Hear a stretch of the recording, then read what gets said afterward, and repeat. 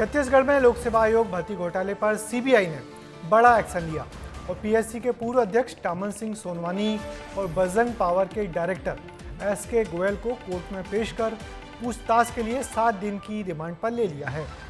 अगली सुनवाई होने तक अब दोनों आरोपियों से सीबीआई पूछताछ करेगी।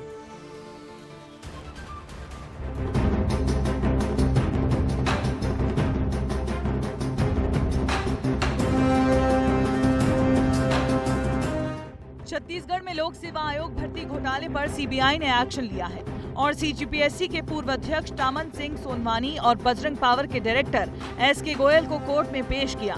कोर्ट ने दोनों आरोपियों को मामले में पूछताछ के लिए 7 दिन की सीबीआई रिमांड पर भेज दिया है। अगली सुनवाई होने तक अब सीबीआई दोनों से पूछताछ करेगी। गिरफ्तारी के तार 2021 से जुड़े हैं।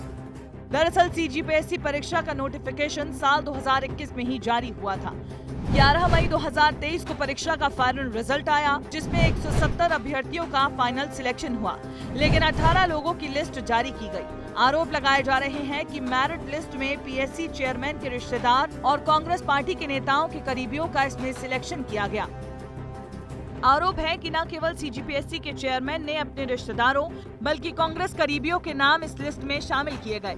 टामन सिंह सोनवानी की पत्नी जिस एनजीओ में प्रेसिडेंट हैं, उसमें 45 लाख रुपए बजरंग पावर के डायरेक्टर के बेटे शशांक और उनकी बहू को डिप्टी कलेक्टर बनाने के लिए ये पैसे रिश्वत के तौर पर लिए गए थे। इसी को आधार बनाकर सीबीआई ने दोनों आरोपियों की गिरफ्तारी की है। हालांकि गोयल के वकील ने इस मामले पर सफाई भी दी है। इसके आधार पर इनके हम और जांच करना है और ऑनरेबल कोर्ट से उसमें 12 दिन की कस्टोडियल रिमांड की दरखास्त की है।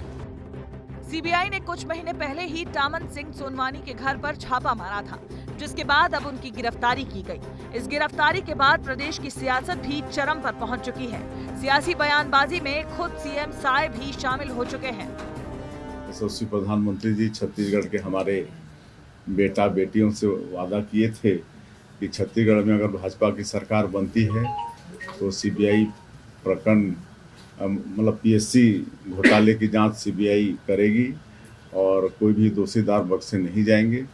और मुझे बताते हुए खुशी हो रही है कि पीएससी घोटाले को हम लोगों ने सीबीआई को सौंपा और सीबीआई जांच कर रही है। अगर कोई वास्तव में गड़बड़ी है तो निश्चित रूप से निष्पक्षता से जांच होनी चाहिए, लेकिन राजनीतिक बदले की भावना से जांच नहीं होनी चाहिए। कांग्रेस इस मामले में निष्पक्षता से जांच करवाने की मांग उठा रही है।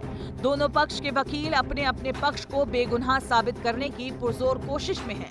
25 नवंबर को मामले की अगली सुनवाई होगी। अब फैसला कोर्ट के हाथों में है। बहुचर्चित सीजीपीएससी घोटाले मामले में दोनों ही आरोपियों को 25 नवंबर तक सीबीआई की रिमांड पर भेज दिया गया है, यानी कि अब सीबीआई 7 दिन तक दोनों ही आरोपियों से पूछताछ कर सकेगी। अब इन 7 दिनों में अलग अलग मसलों पर दोनों ही आरोपियों से पूछताछ की जाएगी। देखने वाली बात होगी कि आगे क्या कुछ निकलकर सामने आता है। कैमरा पर्सन अखिलेश के साथ अनमोल तिवारी, विस्तार न्यूज।